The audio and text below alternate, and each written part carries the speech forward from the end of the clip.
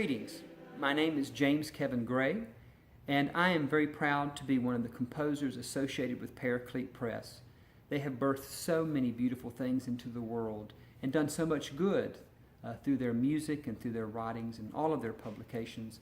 And again, I am very proud to be part of their organization. I want to take just a little bit of time today to talk to you about what inspires me as a composer. I live in Rock Hill, South Carolina. You need to know that. I work in Charlotte, North Carolina as a minister for worship and music at St. John's Baptist Church. Also, you need to know this. It's very important.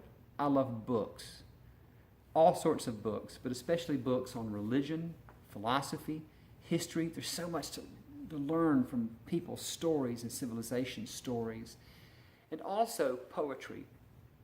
And speaking of poetry, what composer doesn't love poetry? It's where we get most of our inspiration, and I'm not any different there. I want to talk to you about this book of poetry. This was written by a close friend of mine, Dr. Donald Friedman.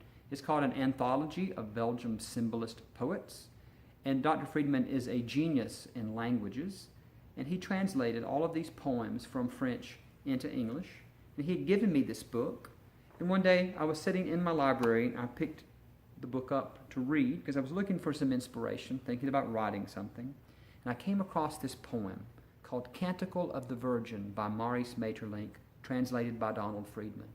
I'm going to read it to you, and I hope that it affects you the way it affected me the first time that I heard it. It says, "For every soul that weeps and every sin that fades, I open in the depth of stars my hands full of grace. No sin can survive when love has spoken. No soul can die when love has wept." I remember being so moved by this poem. It was very short and very simple.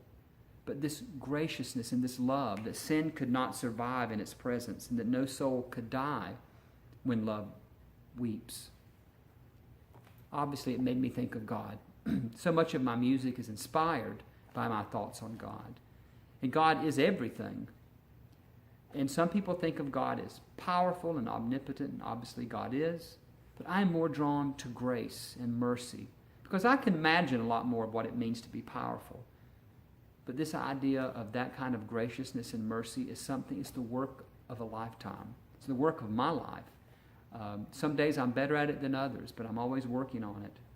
And so I thought that this was a message that needed to be reiterated in the world.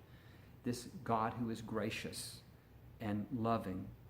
And so I start by reading the poetry.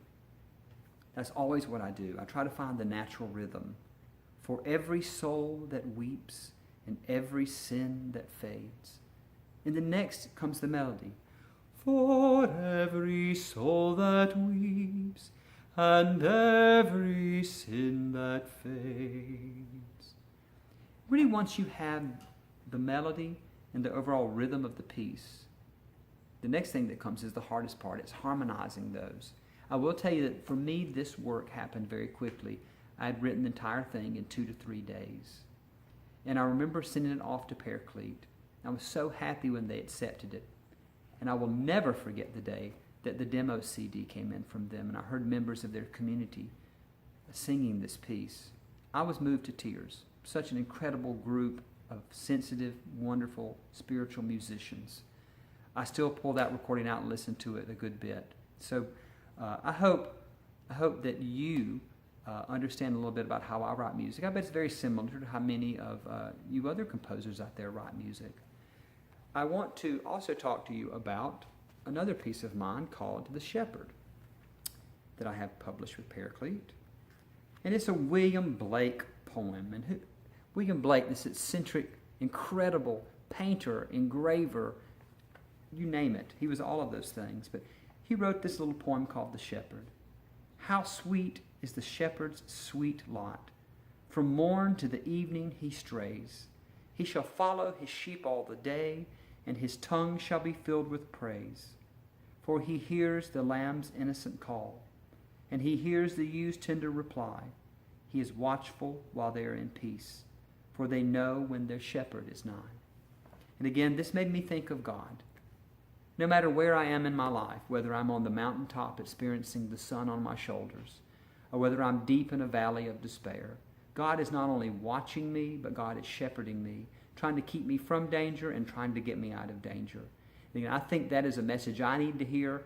And so often it's the messages I need to hear that I think that other people need to hear too. So it's one of the motivations behind writing that song was that poem. And that was the mindset behind it and what I thought about that poem. Well, I'm running out of time because this video can't last forever. But I appreciate you spending these few moments with me. If you ever do either the Canticle of the Virgin or the Shepherd, and you would like to ask me a question about those pieces, I'd be more than happy to respond to you.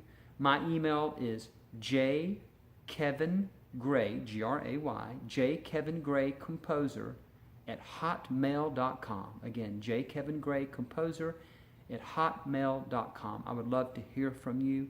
And thank you so much for spending these 5 or 6 minutes with me. I appreciate it. God bless.